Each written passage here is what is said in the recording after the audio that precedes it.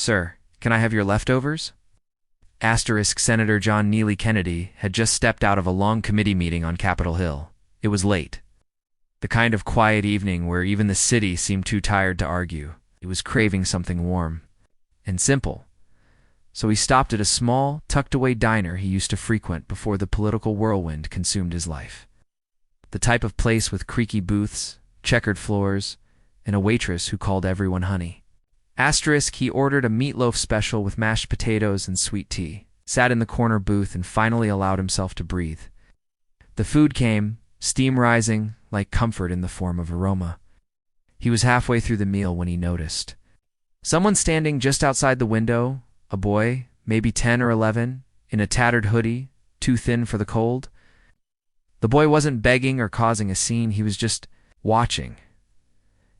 Kennedy felt that familiar pull of discomfort. He'd grown up in Louisiana, not wealthy, not poor, but he knew that look, hunger dressed in silence. He pushed his tray. Assad walked to the door, and as he stepped out, the boy flinched slightly, and that's when he heard the quiet, trembling voice. Sir, can I have your leftovers? Kennedy paused, but it wasn't the request that made him stop. It was the boy's eyes. Eyes that held something he hadn't seen in years, not desperation. Not even sadness, but the flicker of someone holding on to the very last thread. Of hope. He handed the boy the rest of his plate, but something didn't sit right. This wasn't the kind of moment a senator could walk away from. What's your name, son? He asked. Eli, the boy replied, gripping the plate like it was a treasure chest. Where's your family? Eli looked down. Gone. Kennedy knelt down slowly, still in his crisp suit, ignoring the chill on the pavement. Gone. As in, my mom passed 2 years ago. My uncle said he'd take care of me, but he drinks a lot. He left me at a shelter, but I didn't like it there. It was scary, so I ran.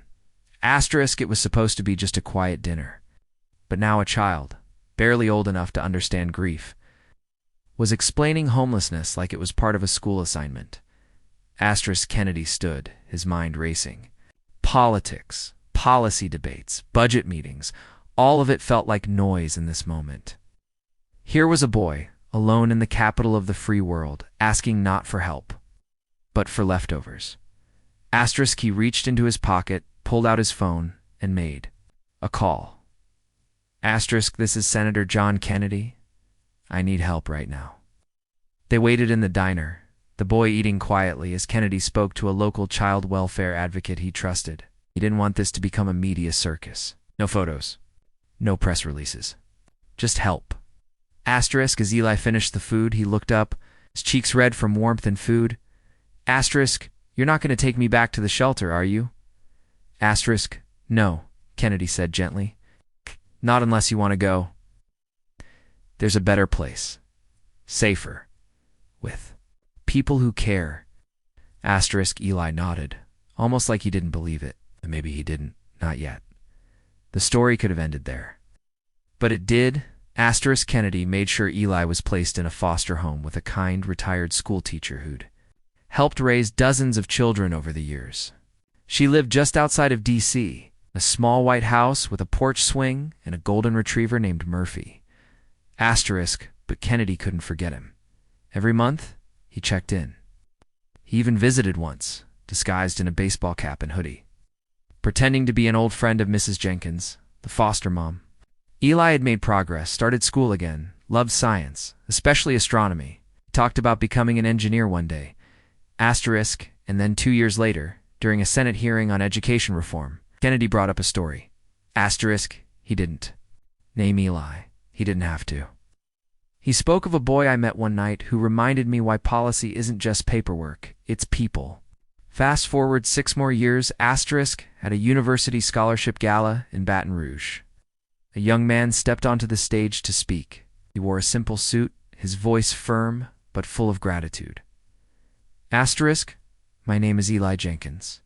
He began, and 8 years ago, I was cold, alone, and hungry. I didn't think anyone saw me, but someone did. Not just a man with power, but a man with a heart. In the crowd, Kennedy sat, blinking faster than normal. Eli continued, "He gave me more than food. He gave me a chance. And now I want to do the same for every kid who thinks they're invisible." The applause was thunderous.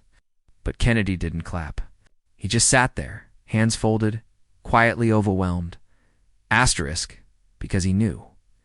It wasn't just about leftovers. It was about recognizing the value in someone society had forgotten. The story of Eli isn't just a tale of kindness. It's a reminder that behind every face we pass on the street is a story waiting to be rewritten. Asterisk, sometimes all it takes, someone willing to look, to pause, to say, "You matter." Asterisk, and in that moment, a senator became something more than a politician. Asterisk, he became the reason someone still believed in second chances. Because that night, John Neely Kennedy didn't just hand over his plate, he handed over hope, and it changed a life forever. Asterisk.